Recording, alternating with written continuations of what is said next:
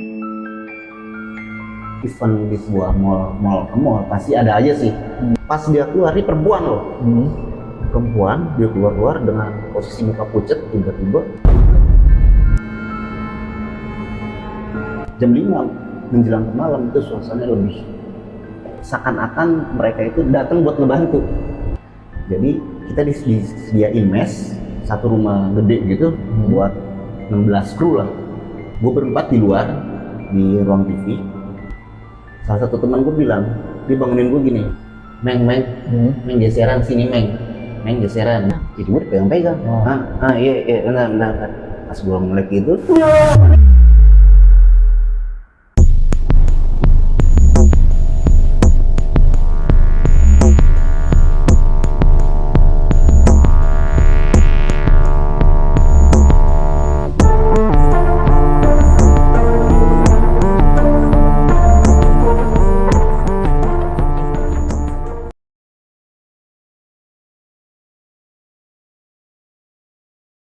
Assalamualaikum warahmatullahi wabarakatuh. Kembali lagi di channel Panci Merah. Masih bersama gue, Nako. Kali ini gue kedatangan narasumber yang pernah bekerja di rumah setan. Gue rumah hantu deng, bukan rumah setan. Langsung aja kita perkenalkan narasumber kita. asik. Siapa bang? Namanya bang? Nama gue Nandani Komeng. Nandani Komeng, oke. Bang Nandani Komeng ini juga udah sering diundang di podcast-podcast lain, tapi dia ceritanya nih banyak nih. Dia mau cerita yang pengalaman pribadi dia yang bekerja di rumah hantu. Betul. Gila. Ada apanya tuh bang di rumah hantu bang? Wah, serba-serbi. Serba-serbi. Yang pertama itu ya ada-ada aja deh. Saat itu gue lagi event di salah satu mall Jakarta Timur. Jadi ini yang antara gaib campur lucu. Oh, gaib campur lucu. Seru deh. Waktu gue event itu di salah satu mall tersebut, ada bapak sama anak masuk rumah hantu. Kan emang kita kan temanya itu ya horor tapi hiburan juga. Jadi si bapak ini masuk dengan gaya sok kuatnya. Mantap. Ya kan?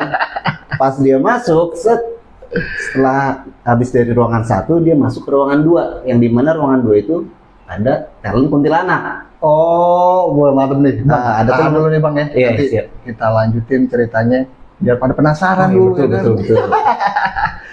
Oke, mau penasaran nggak sama ceritanya Abang Nandani Komeng ini? Langsung aja kita kupas di Kumis Cetar. Kupas misteri cerita sekitar.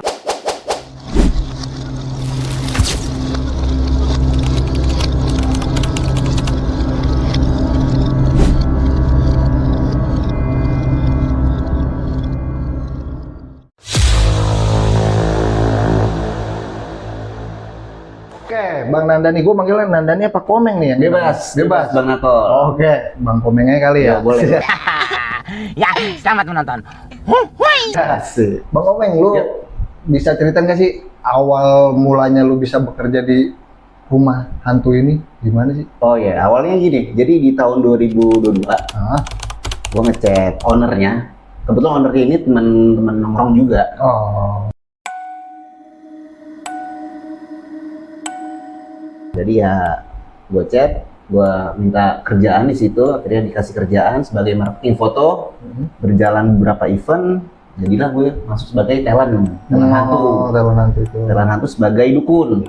Nah, peran dukun ini, jadi itu dia akan membawa si sugesti pengunjung biar supaya dapat alur ceritanya, dan ketika dia masuk ke dalam, dia udah kena kena sugesti dari gue. Itu. Oh gitu, jadi Iya. posisi lu itu frontman lah ya? Frontman, jadi benar-benar udah ujung tombak. Ujung tombak ya? Buat keberlangsungan si area tersebut. Gitu. Tahun berapa tuh bang?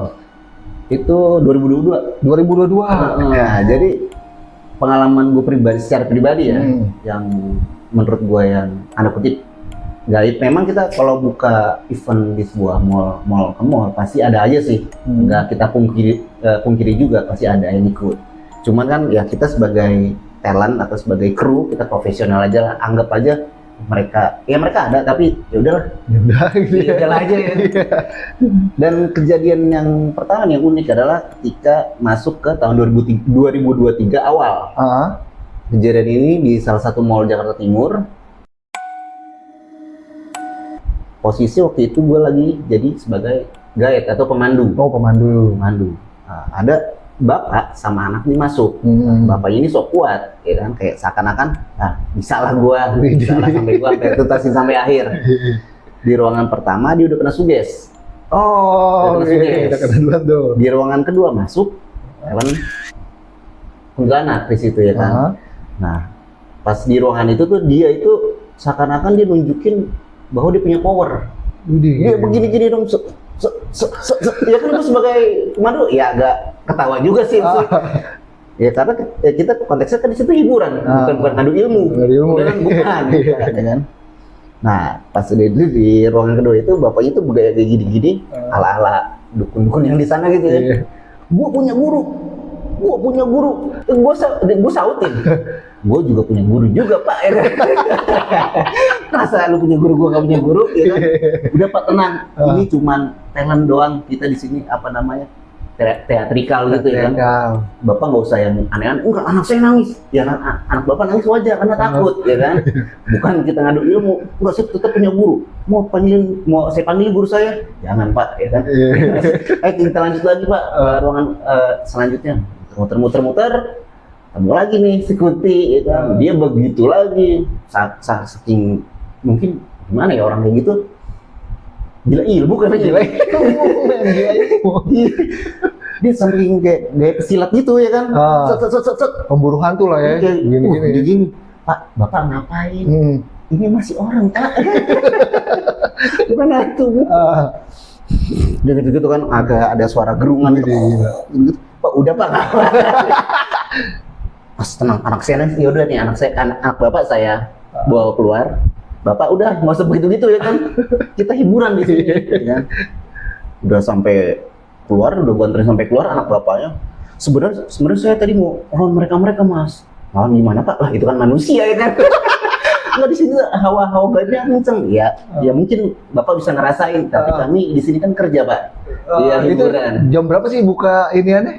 Kita buka dari show-nya itu jam 1 siang. Jam 1 siang sampai jam 9 malam. Jam 9 malam. Tapi dia begitu-gitunya siang menjelang sore. Ya Allah, dia begitu-gitu ngapain? Ya, kita percaya hal yang gaib itu ada. Ya. Cuman kan nggak usah lebay lah ya. Iya, hiburan. Bukan gimana-gimana. Kejadian yang lain lagi yang lebih mungkin yang apa ya? Yang lebih nyata gitu, kayak misalkan apa ada yang punya indigo, apa yang dukun beneran masuk gitu kan. Kalau itu ada. Itu lagi event di Cilengsi. Di salah satu mall juga sih di Cilengsi. Jadi mungkin ya, gua kurang paham juga soal kayak gitu. Mungkin si pengunjung ini punya hati yang sombong. Kata gua dengar juga dia ngomong gini, ngapain takut gitu-gituan, gini-ginian, udah lawan aja, gitu-gitulah pokoknya punya hati yang kotor. Ya.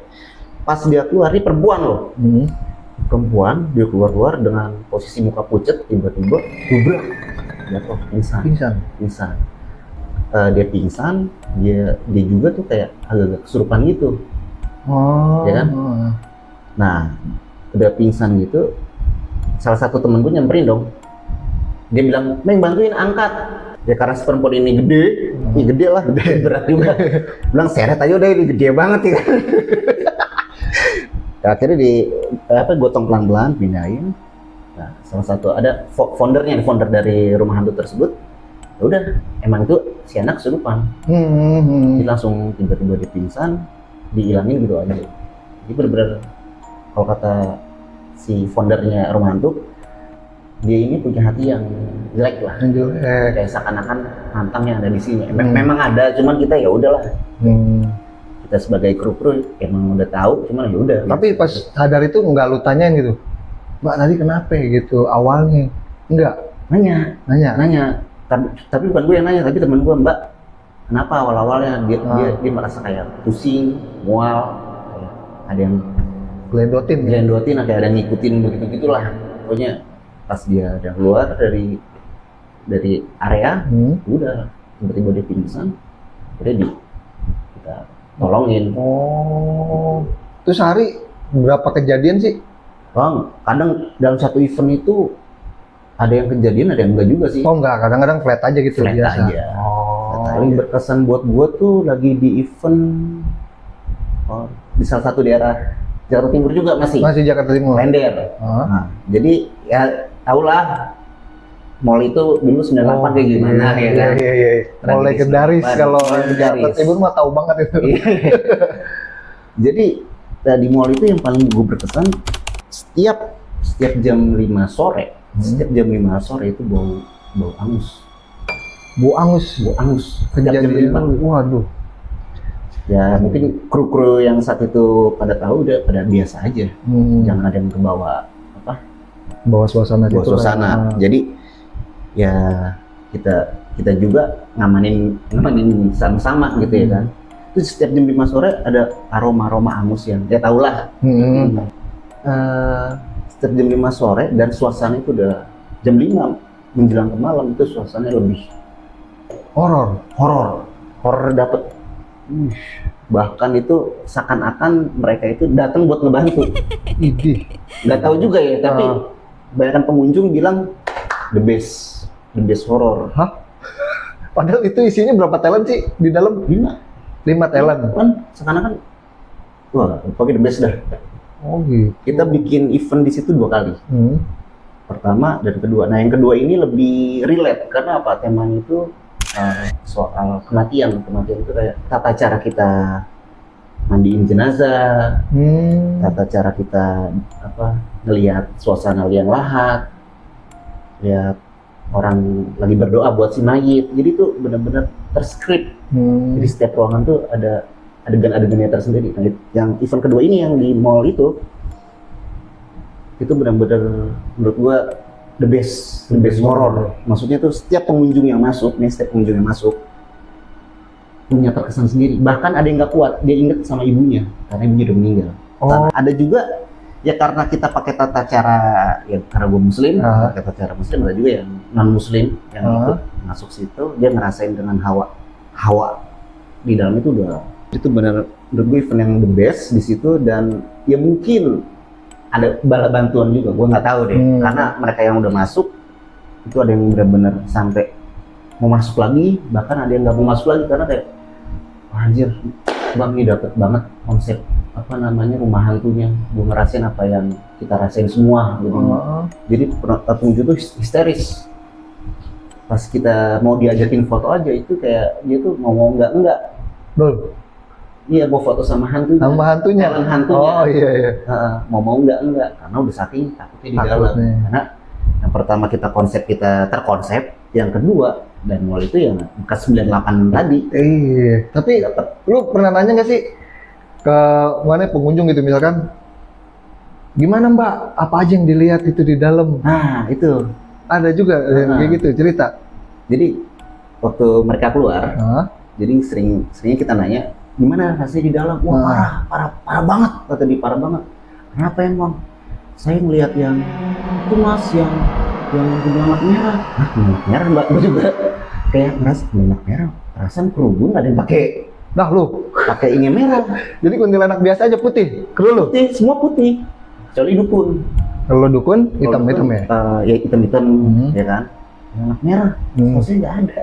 Dan posisinya di mana? Ada yang di tikungan itu mas, kan tikungan banyak.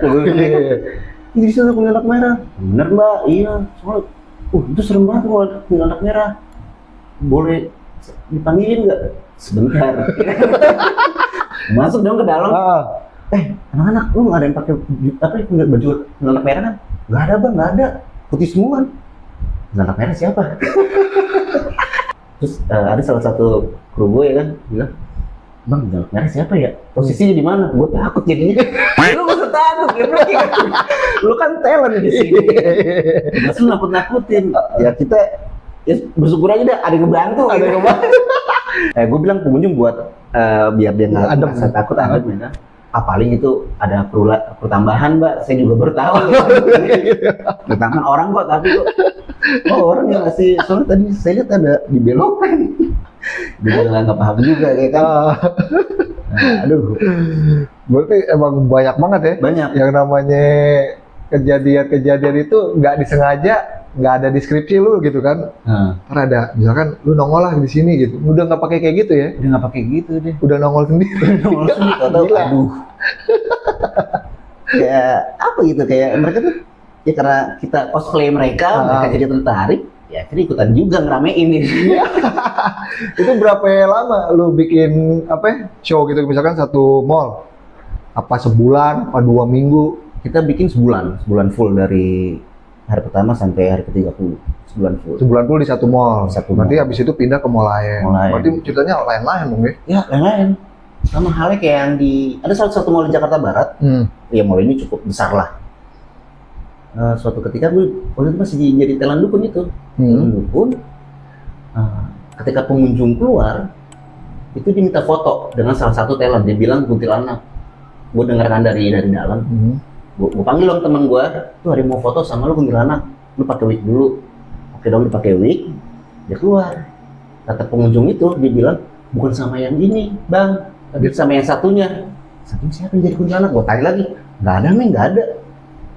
Aku mau sama foto kuntilanak yang di atas itu loh, yang begini posisi. Ya gue ini kayak, ya ada aja pengunjung ini. Kita sebagai kru juga kayak merasa ya antara takut ya manusiawi sih takut ya kan? Masih. Ada pemain tambahan gitu. Dan temen gue saat itu yang jadi talent pocong di satu ruangan itu sama yang originalnya. Sampai original. Sampai dia bilang, gue nggak mau di situ lagi ya, gue pindah ke belakang aja. Karena penuturan pengunjung itu, dia bilang saya mau foto sama kuntilanak yang berdiri di atas yang itu siapa maksudnya? Dan anehnya tuh kita tuh sebagai kru kita tidak pernah melihat saat ada di area. Oh, malah krunya sendiri nggak pernah lihat. Nggak pernah lihat. Paling cuma kayak ngerasain aja, ya ngerasain hawa berada gitu. Hawa ada dia. Ya udah biarin aja. Ya, kita tetap profesional kerja udah. Ya kan? Tapi kita pernah ngerasain. Ngerasain apa tuh? Ngerasain kita ngeliat kru, gue sebagai kru nih. Waktu itu lagi event di Karawang.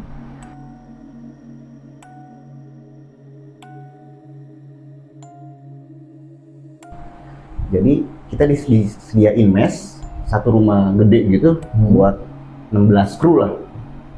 Posisi kita lagi tidur semua tuh di atas jam 2. Jam 2, jam 3. Gue berempat di luar, di ruang TV.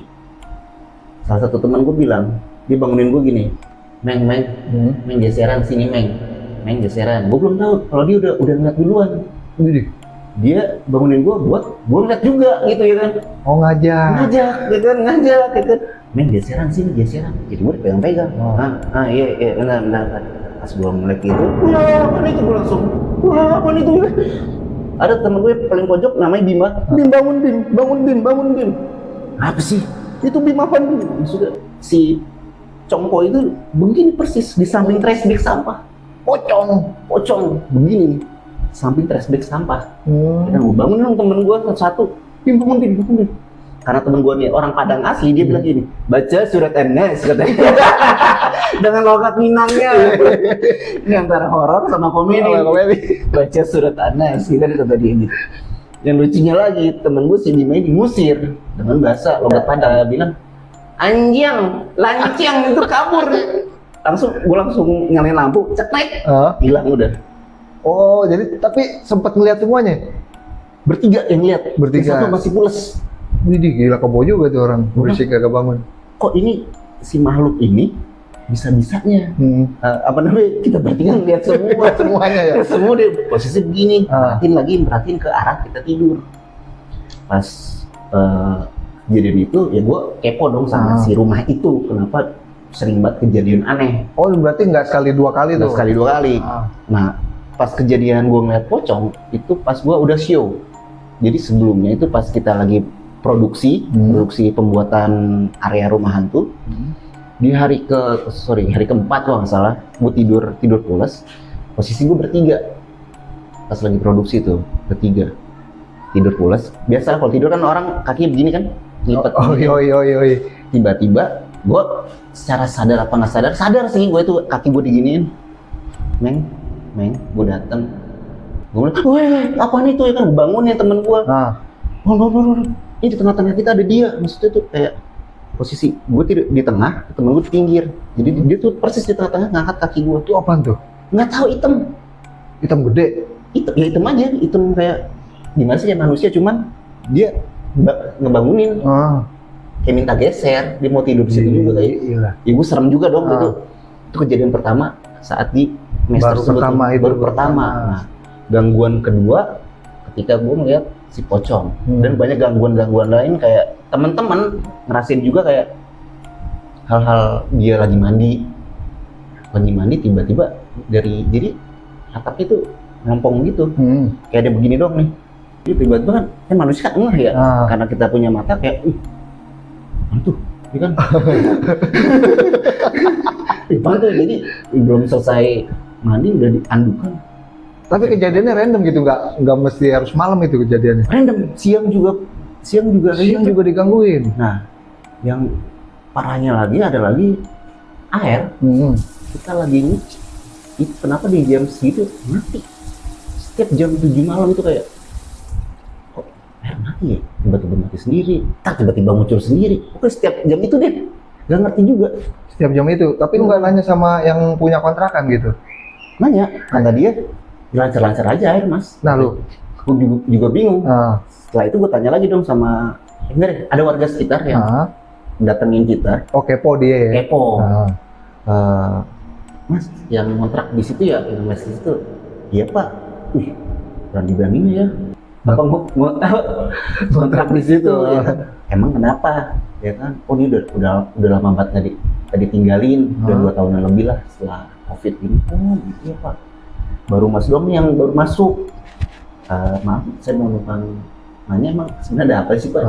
Gitu. Nggak ada apa-apa mas. Ya paling cuman ya hal kecil gitu deh. Ya kecil itu apa ya? Ya tahu sendiri kan rumah yang kosong pasti mereka nempatin juga. Pasti nempatin juga ya kan. Oh gitu ya, pantesan pak. Pantesan apa? Nah jadi pak, maksudnya gue nggak mau cerita lebih dalam ya. Lebih dalam. Ya udah akhirnya gue berunding sama anak-anak, pastiin anak-anak tuh tidurnya tuh lampu nggak ada yang dimatiin. Kalau lampu dimatiin takutnya kejadian yang gue ngeliat pocong itu dia nongol lagi. Ternyata bukan gue doang, ada yang kru lain tuh ngeliat juga sosok yang sama. Jadi tuh kejadian nggak malam tapi siang, pas lagi 2 kru ini lagi libur ya kan, dia ngeliat di kontrakan itu kayak sosok itu yang nongol, yang sering ganggu kita orang gitu. Lu total berapa kru semuanya, all sama produksi segala macam? Itu kru yang show itu ada 16. Yang bagian jadi talent 5 apa 4 orang gitu. Talent itu ada 11. Talent setannya ada 11 orang. Itu ganti sip-sipan ya? Jadi sip-sipan kalau buat libur. Rolling lah ya. Rolling. Ya ada aja deh di cerita di rumah hantu itu ya. Banyak banget sih emang. Banyak. Terus juga ya kan nggak mungkin ya sih ya kayak ada halnya ada orang indigo. Ada juga tuh orang indigo masuknya itu ya kita sebagai kru kan udah tahu, maksudnya udah tahu itu dalam hal yang kayak gitu kan mereka ada. Ya, karena kita cosplay mereka seneng, mereka datang. Ya kan? Jadi dia masuk, dia keluar, dia langsung ngeraba-raba gini dong. Wih gila. Ya namanya indigo kan ya. Ini di posisi yang tadi ada ini mas penunggu, ini umurnya sekian. Ya gue sebagai yang orang yang konyol maksudnya, oh iya kemarin baru ulang tahun, makanya umurnya segitu ya kan. Tapi lu tahu indigo dia cerita apa lu nanya? Ibu nanya, ya karena dia ngapain gitu. Abis keluar dia begitu-gitu. Kayak gila. Ya kan, mending kalau arsitek ngukur. Yoi. Dia begini. Mau ngapain? Oh melur kali. Dia mau ngapain ya kan? Kayak ya udah sih maksudnya kalau itu ada ya udah ada. Gak usah gimana lah, takutnya kalau dia nyebarin berita kan? Di rumah hantu ini ternyata ada makhluk yang lebih ini gini. Jadi kan nanti orang takut gitu kan. Gue males ntar gue kesurupan tapi akhirnya pada dipecat-pecatin ya kan. Iya makanya kan. Ya apa namanya, kalau dia ngomong kayak gitu kan takutnya punya citra jelek ya kan. Udahlah maksudnya cukup tahu aja sampai Tahu. situ gitu. Gue ngerasain keberadaan mereka kayak karena kan itu juga Lu bakal menyan. kayak dupa-dupa gitu, bukan buat panggil ya, buat apa namanya kayak aroma. Buat ini mungkin buat properti aja lah ya. Properti buat suges aja kita bakar. Ya udah.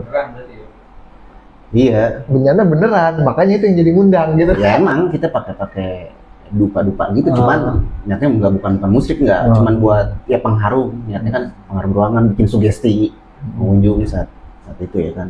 Ya mungkin undang juga kali ya. Gitu mungkin ya kan, tanpa disengaja akhirnya pada datang gitu kan. Gitu. Nah, pas gue di Jalan Dukun ada juga tuh yang gue ngerasain kayak apaan ya? Gue sendiri satu ruangan gede, gue sendirian, nggak ada talent lain, sendirian tok. Lagi asik nungguin pengunjung ya kan, kok gue ngerasa ada yang ngeliatin gitu ya. Siapa ya? Ada posisi sebelah kiri. Nengok terus kan. Kadang kan manusia juga bisa ngerasain ya. Iya, ada nih kan, Ada nih. pandangan kita. Ya ada deh. Ya udah tuh, ya karena mungkin ada, gue keluar aja deh. Gue ngobrol sama temen gue di ruangan lain. Meng jaga tuh pos lu. Serem tau. Parahnya lagi tuh, benyana kenapa beneran? Itu karena buat, ya tadi mungkin sugesti itu ya, Buat sugesti pengunjung. ya. Tapi jadi mengundang itu sebenarnya lucu sih. Iya, itu dia. Tadinya mau jadi dukun bohongan, jadi dukun beneran akhirnya. Betul. Sampai gini, ada cerita lucu gini, gue jadi dukun. Dia sampai minta, "Mbah, ramal saya dong." Iya. Dikira tuh kita tuh bener-bener Dukun gitu ya. Ya udahlah, kerjain aja nih sekalian deh. Oh iya, lu kerja tuh. Coba lihat tangan kamu. Kamu fokus ya, kamu fokus ke tangan kamu. Jadi gue kerjain dong. Ada orang iseng. Fokus tetap ke bawah, mata kamu jangan sampai kemana-mana, tetap fokus. Gue ngupil. Iya kan? Ngupil, sini tangan kamu. Wah, ini kamu nanti keluar dari sini, salah satu pengunjung bakal ada yang jadi pacar kamu. Nah, contohnya saya kasih tahu. Gua taruh upil gue di sini.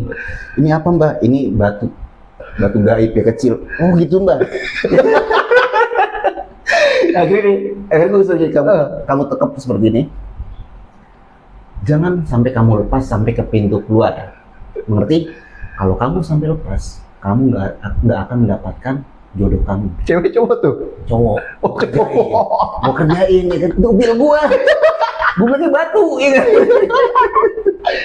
Dia tetap stay tangannya begini.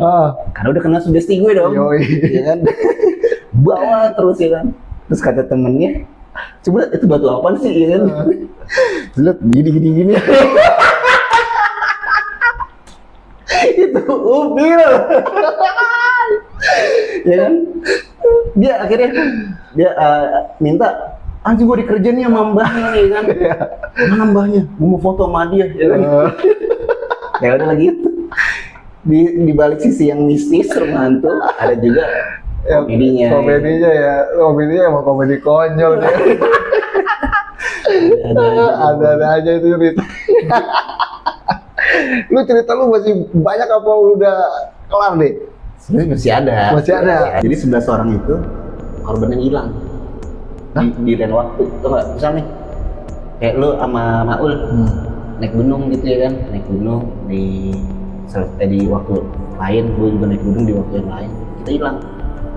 Tapi waktu itu gue ngeliat 11 itu bener-bener satu kesatuan. Jadi salah satu temen gue perempuan, dia bisa bener melihat. Kita berlima ngelihat semua. Ternyata pas gue tanya di base